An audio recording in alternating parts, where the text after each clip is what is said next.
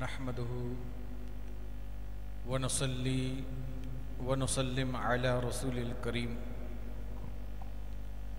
اما بعد فاعوذ بالله من الشيطان الرجيم بسم الله الرحمن الرحيم ان الله وملائكته يصلون على النبي يا ايها الذين آمنوا صلوا عليه وسلموا تسليما اللهم صل على سيدنا محمد وآله وعترته بعدد كل معلوم لك صلاة وسلاما عليك يا سيدي يا رسول اللہ۔ بخاری شریف کی حدیث مبارکہ نبی کریم علیہ السلام نے ارشاد فرمایا کہ میں اور وہ یتیم، یعنی فرمایا میں اور وہ شخص جو یتیم کا کفیل ہو جنت میں یوں ہوں گے، یوں انہوں نے اشارہ فرمایا جیسے شہادت کی انگلی بیچ انگلی سے ملی ہوئی ہے اور تھوڑا سا فاصلہ رکھ دیا۔ فرمایا جنت میں وہ شخص جو دنیا میں کسی یتیم کا کفیل کفالت کرے گا، یعنی اس کو پالے گا پوسے گا، اس کا خیال کرے گا، حضور فرمایا جنت میں ہم اس طرح ساتھ ہوں گے۔ اور مسلم کی شریف کی حدیث میں ہے کہ یتیم کی کفالت کرنے والا، خواہ وہ یتیم اپنا عزیز ہو یا غیر عزیز، یعنی وہ یتیم جو کہ اپنا رشتہ دار ہو یا رشتہ دار نہ ہو، اس کا میں اور کفیل یعنی یتیم جنت میں یوں ہوں گے، وہ شخص جو اپنے عزیز میں سے کوئی یتیم ہو اس کا خیال کرے یا عزیز رشتہ دار نہ ہو اس یتیم کا خیال کرے۔ فرمایا جنت میں اس طرح ہوں گے جیسے شہادت کی انگلی بیچ والی انگلی سے ملی ہوئی ہے، اس طرح میرے ساتھ وہ جنت میں داخل ہوگا۔ پھر آگے فرمایا جس نے یتیم کی کفالت کی، خواہ وہ اس کا رشتہ دار ہو یا رشتہ دار نہ ہو، تو میں اور وہ شخص یوں ہوں گے جنت کے اندر، اور اپنے دونوں انگلیاں ملائیں، یعنی دونوں انگلیوں کو ملا دیا کہ جنت میں ہم اس طریقے سے ہوں گے۔ اور جس نے 3 دختروں پر ان کے اخراجات اور پرورش برداشت کی، یعنی کسی کی 3 بیٹیاں ہوں، دختر یعنی بیٹی، جس کی 3 بیٹیاں ہوں اور ان کو پال پوس کے بڑا کرے، ان کے اخراجات پرورش کے بھی برداشت کرے، پھر ان کو شادی بھی کر کے دے، اور اس پر جو محنت ہے اس کو برداشت کرے، صبر کرے اس پر۔ فرمایا حضور نے صلی اللہ علیہ وسلم نے کہ وہ جنت میں داخل ہوگا، اللہ تعالیٰ اس کو جنت عطا فرمائے، اس کے عوض اللہ تعالیٰ اس کو جنت عطا فرمائے گا۔ آج دیکھ لیں کہ کسی کے اگر ایک لڑکی پیدا ہوتی ہے کتنا منہ بناتا ہے، 2 پہ 3 پہ تو پتہ نہیں کیا کرتا ہے، لیکن حدیث مبارکہ کہ 3 بچیاں کسی کی ہوں اور وہ پال پوس کا بڑا کرے، ان کو شادی کر کے دے دے، اس کے عوض اللہ تبارک و تعالیٰ اس کو جنت میں گھر عطا فرمائے گا، جنت عطا فرمائے گا۔ اور فرمایا مزید اس کے حق میں جنت عطا فرمائے گا، پھر اور کیا، اس کے حق میں فی سبیل اللہ جہاد کرنے والے کا ثواب ہے۔ یعنی ایک شخص فی سبیل اللہ جہاد کرتا ہے، وہ بھی کس طرح کہ جو روزہ دار اور قیام کرنے والا ہو، یعنی اس طرح جہاد کرتا ہے کہ دن کو روزہ بھی رکھتا ہے، ساتھ جہاد بھی کرتا ہے، اور رات کو اٹھ کر اللہ کے حضور قیام بھی کرتا ہے۔ ایسا ثواب اس شخص کے نام اعمال میں لکھا جائے گا جس کی 3 بچیاں ہوں، ان کو پال پوس کے بڑا کرے اور اللہ کی رضا کی خاطر ان کو شادی کر کے دے دے، اس تمام محنت پر، مشقت پر، پرورش پر وہ صبر کرے، اللہ تعالیٰ اس کو جنت بھی عطا فرمائے گا اور اتنا عظیم ثواب بھی عطا فرمائے گا۔ ابن ماجہ شریف کی حدیث مبارکہ میں ہے جس نے 3 یتیموں کو پالا وہ یوں ہے جیسے وہ شخص جو شب میں قیام کرتا ہو اور دن کو روزے رکھتا ہو اور صبح و شام فی سبیل اللہ تلوار اٹھائے رہتا ہے۔ اور میں اور وہ شخص جنت کے اندر بھائی بھائی ہوں گے، جس طرح یہ 2 بہنیں ہیں۔ آپ نے اپنی شہادت کی انگلی اور دونوں انگلی کو ملا کر صحابہ کی طرف یوں اشارہ فرمایا کہ جس طرح یہ 2 انگلیاں ہیں قیامت میں، وہ میرے ساتھ میرا بھائی ہوگا۔ اور فرمایا کہ کون جس نے یتیموں کو پالا ہوگا اور شب میں جو 3 یتیموں کو پالا ہوگا تو شب میں قیام کرنے کا ثواب، دن کو روزہ رکھنے کا ثواب، صبح شام جہاد کرنے کا ثواب، اور حضور نے فرمایا میرے ساتھ جنت میں اس طریقے سے ساتھ ہوگا۔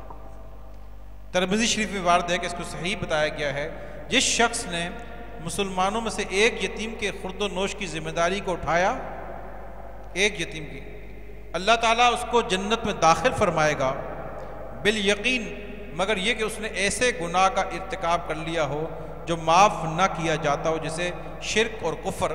اگر اس نے کفر نہ کیا ہوگا تو ایک یتیم کو بھی پالے گا، اس کے کھانے پینے کا انتظام اگر وہ کرے گا، اپنی ذمہ داری پہ لے لے گا، اللہ تعالیٰ اس کو جنت میں داخل فرمائے گا۔ ایک روایت میں ایک وارد ہوا کہ جو کہ حسن یعنی صحیح ہے، یہاں تک کہ وہ یتیم اس کا محتاج نہ رہے، اس کے لیے لازماً جنت واجب ہوگی۔ یعنی یتیم کو اتنا وہ کھلائے پلائے بڑا ہو جائے، وہ یتیم پھر اس کا محتاج بھی نہ رہے، بڑا ہو جائے، تو لازماً اس شخص پہ جنت واجب ہوگی۔ جس نے ایسا کیا اس پہ جنت اللہ نے واجب کر دی۔ اور ابن ماجہ شریف میں ہے کہ مسلمانوں کا سب سے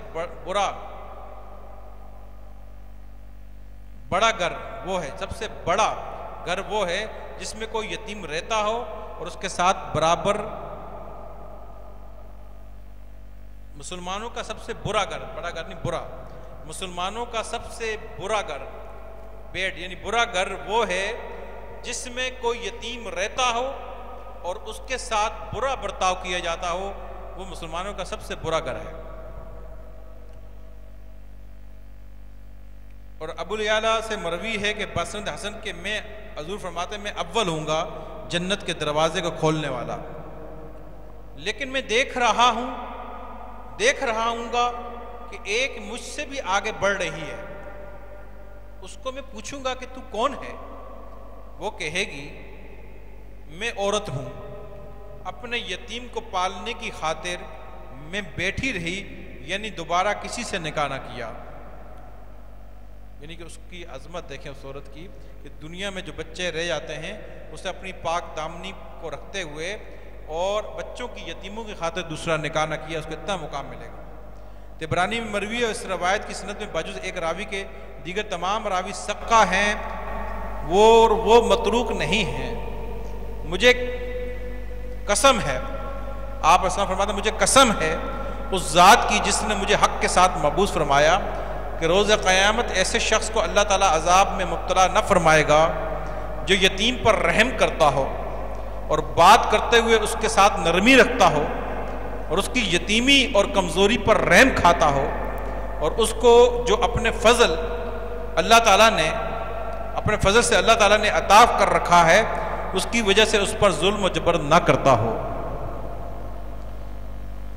مسند احمد وغیرہ میں آیا ہے، آپ علیہ السلام نے ارشاد فرمایا جس نے کسی یتیم کے سر پر اپنا ہاتھ پھیرا اور محض رضائے الہی کے لیے ہی ہاتھ پھیرا، اس کے واسطے ہر بال کے عوض میں نیکیاں ہیں۔ یتیم بچہ کھڑا ہو، اگر محبت کے ساتھ اور اللہ کی رضا کے سر پر خالی ہاتھ ہی پھیر دیا، جتنے بال اس کے تھیلی کے نیچے آئیں گے اتنی نیکیاں اس کے نامہ اعمال میں لکھی جاتی رہیں گی، لکھی جائیں گی۔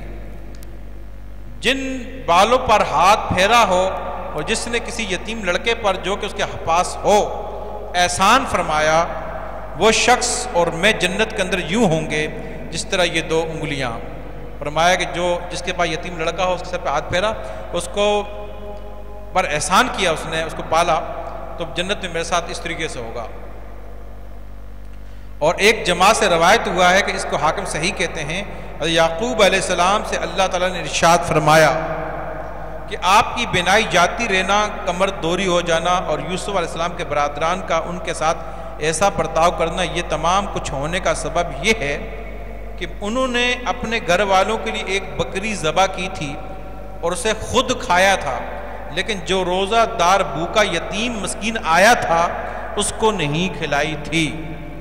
اللہ تعالیٰ نے ان کو بتا دیا کہ عند اللہ سب سے زیادہ پسندیدہ بات مخلوق کی یہ ہے کہ وہ یتیموں اور مساکین کے ساتھ محبت رکھتا ہو، اور ان کو حکم فرما دیا کہ کھانا تیار کر کے مسکینوں کو اس پر دعوت دیں، بس آپ نے اسی طرح ہی عمل کیا۔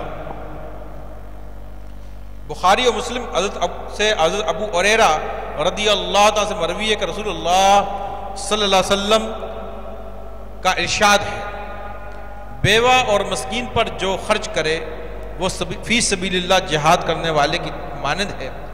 اور میرا خیال یہ ہے کہ آپ نے ارشاد فرمایا وہ رات کو قیام کرنے والے ایسے شخص کی مانند ہے جو قائل نہ ہو، اور اس روزے دار کی مانند ہے جو افطار نہیں کرتا۔ بعض سلف نے کہا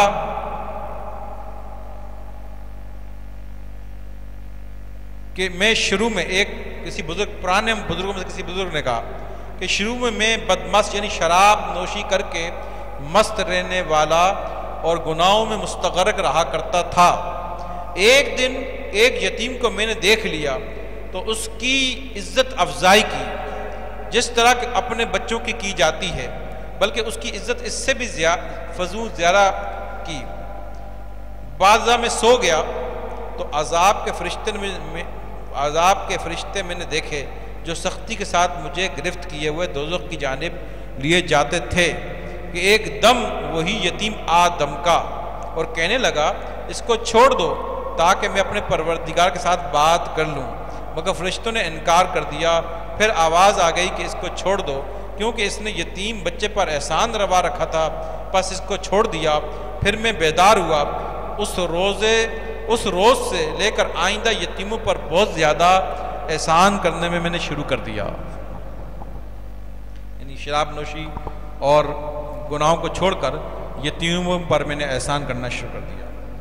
آگے حقائق بیان کرتے ہیں کہ سادات خاندان کا ایک اچھا خاصا خوشحال مالدار آدمی تھا، سادات سیدوں کا۔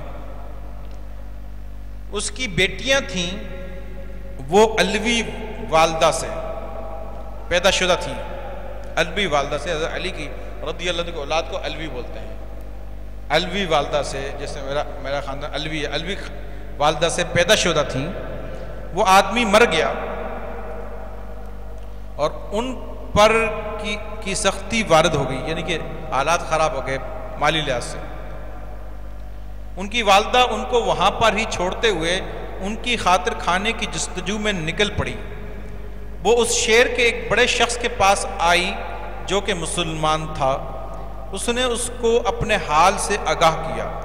اس آدمی نے اس کی تصدیق نہ کی اور اس کو کہا کہ اس پر میرے پاس گواہوں کو لانا تمہارے واسطے لازم ہے۔ اس نے کہا کہ میں تو ایک مسافر عورت ہوں۔ یہ سن کر اس شخص نے اعراض کیا، یعنی اس کو کچھ نہ دیا۔ بعضاں وہ ایک مجوسی آتش پرست کے قریب سے گزری تو اس کو اپنا حال بیان کیا۔ اس نے اس کی تصدیق کرتے ہوئے ایک عورت کو وہاں بھیجا جو انہیں اپنے ساتھ لے آئی۔ اس کو اور اس کے بچوں کو اپنے گھر کے اندر ٹھہرا دیا اور اچھی خاطر مدارت بھی کی۔ آدھی رات کا وقت تھا تو دوران خواب وہ مسلمان دیکھتا ہے کہ قیامت قائم ہو چکی ہے۔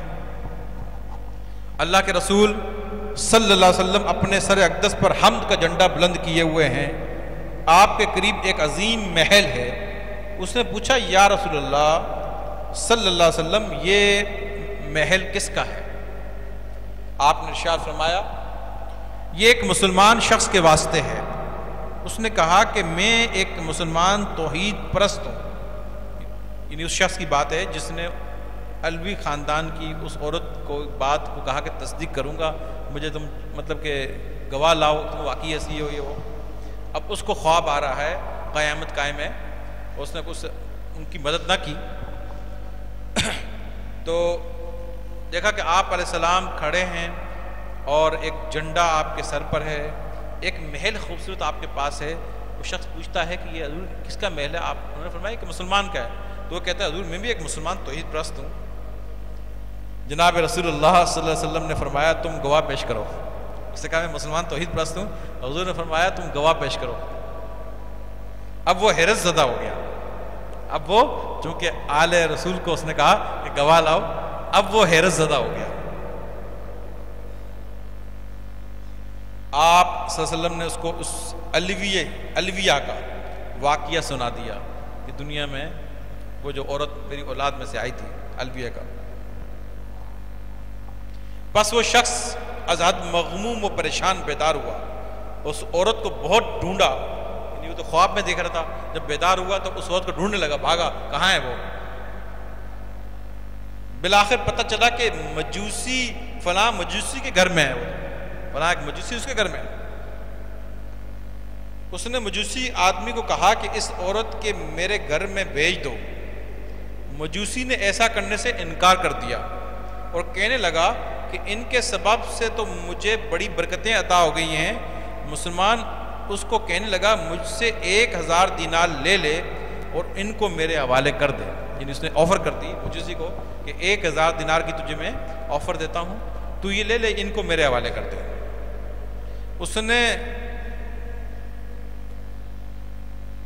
اس نے زبردستی کرنے کی نیت کر لی. تو مجوسی نے کہا کہ جس کی تجھے طلب ہے اس کا میں خود زیادہ حقدار ہوں. تو جو محل دوران خواب دیکھ چکا ہے وہ میرے لیے تخلیق فرمایا گیا ہے، اور تم مجھ پر اپنے اسلام کا فخر واضح کر رہے ہو. واللہ میں خود اور میرے اہل خانہ پیشتر اس کے سونے کے لیے جاتے اس علویہ عورت کے ہاتھ پر اسلام قبول کر چکے ہیں، اور میں بھی وہ خواب دیکھ چکا ہوں جو تو نے دیکھا ہے. اور رسول اللہ صلی اللہ علیہ وسلم نے مجھے ارشاد فرمایا وہ علویہ عورت اور اس کی دختریں بیٹیاں تیرے گھر میں ہی ہیں. میں نے جواب دیا ہاں یا رسول اللہ صلی اللہ علیہ وسلم. تو آپ صلی اللہ علیہ وسلم نے ارشاد فرمایا یہ محل تیرے واسطے اور تیرے اہل خانہ کے واسطے ہے. پھر وہ مسلمان رخصت ہو گیا. وہ اتنا شدید غم میں مبتلا تھا کہ اللہ تعالیٰ کو ہی معلوم ہے. یعنی کہ اس شخص نے اس کے پاس سادات میں سے علویہ عورت، اس کی بچیاں، خود وہ مالدار تھے لیکن حالات بدل کے والد شوہر کا انتقال ہو گیا، تو اس شخص کے پاس گئیں اور جو مالدار تھا مگر اس نے کہا کہ نہیں تم یہ بات پیش کر رہی ہو تو کچھ گواہ لاؤ، کچھ مجھے بتاؤ. اس نے گواہ بولے مسافر ہوں، میں دور سے آئی ہوں، میرے پاس اس وقت گواہ موجود نہیں. تو اس نے اعراض کیا، انہوں نے کچھ نہ دیا. واپسی میں مجوسی کو یہ بات بتائی. مجوسی نے اس کی ساتھ ایک عورت کو بھیج دیا، کہا کہ اس کے بچوں کو بھی لے آؤ، اس کو بھی لے آؤ. ان کو گھر پہ رکھا، ان کی خاتم ادارت خوب خدمت کی. رات کو خواب میں نبی اس شخص سویا جس نے منع کیا تھا، کچھ نہ دیا تھا، ان کی خدمت نہ کی. تو رات کو جب وہ شخص سویا تو نبی کریم دیکھتا کہ قیامت قائم ہے. آپ علیہ السلام جھنڈا لوائے حمد کا جھنڈا لیے کھڑے ہیں. آپ کے پاس ایک بہت خوبصورت قسم کا محل ہے، بہت خوبصورت. وہ کہتے ہیں حضور یا رسول اللہ یہ محل کس کا ہے؟ آپ علیہ السلام فرماتے ہیں یہ تو ایک مسلمان کا ہے. عرض کہتے ہیں یا رسول اللہ میں بھی ایک مسلمان اور توحید پرست ہوں. آقا علیہ السلام فرماتے ہیں گواہ لاؤ. اس نے وہاں کہا تھا نا کہ تم اگر غریب ہو تو گواہ لاؤ. فرمایا گواہ لاؤ. اس کی آنکھ جب بیدار ہوتی ہے تو سمجھ جاتا ہے کہ مسئلہ گڑبڑ ہو گیا. چنانچہ پھر وہ واقعہ بھی آپ علیہ السلام کو سناتے ہیں. تو وہ مجوسی کے پاس جاتا ہے اور اس کو کہتا ہے کہ مجھے دے دو. وہ نہیں مانتا، یہاں تک 1000 دینار دینے کو تیار ہو جاتا ہے. یہ ہوتا ہے اور اس کو کہتا ہے نہیں تو یہ دو، وہ اب جو واپس کر ہی دو. تو مجوسی کہتا ہے تم اتنے پریشان مت ہو، اتنی زیادہ آفریں مت کرو. جس محل کے تم طلبگار ہو نا وہ مجھے مل چکا ہے، اور جو خواب تم رات کو دیکھ چکے ہو وہ میں بھی دیکھ چکا ہوں. اگر تمہیں اپنے مسلمان ہونے پہ بڑا فخر ہے تو ہم بھی الحمدللہ ان کے ہاتھ میں مسلمان ہو چکے ہیں، اور رات کو خواب میں حضور آ چکے ہیں. حضور نے وہ محل میرے اور میرے بچوں کے لیے وقف کر دیا ہے، مجھے دے دیا ہے. تو آج کے اس بیان کے اندر ہمیں اس بات کا درس ملتا ہے کہ اکثر بیشتر ہم یہ دیکھتے ہیں. ایک نیا موضوع میں نے آج اس موضوع پہ پہلے بیان نہیں کیا، لیکن موضوع چینج ہونا چاہیے. ہر طرح کے موضوع بیان کرنا چاہیے تاکہ ہمارے علم میں اضافہ ہو. تو یتیم کے موضوع پہ اس لیے بیان کیا کہ بعد اکثر دنیا میں بیشتر ہمیں بیوہ عورتیں اور یتیم بچے ملتے ہیں. اگر ہم سے ہو سکے جتنے ہمارے اللہ نے گنجائش دی ہے ہم ایسے یتیم بچوں کا ضرور خیال کیا کریں. دیکھیں پیار سے خالی ہاتھ پھیرنے پر اتنی نیکیاں ہیں اور پال پوسنا ان کی مدد کرنا، تو حضور نے فرمایا جنت میں میرے ساتھ اس طریقے سے ہوگا. تو ایسی عورتوں بیوہ اور جن کے یتیم بچے ہوں ان یتیموں کا خیال کرنا چاہیے، ان کی مدد کرنی چاہیے.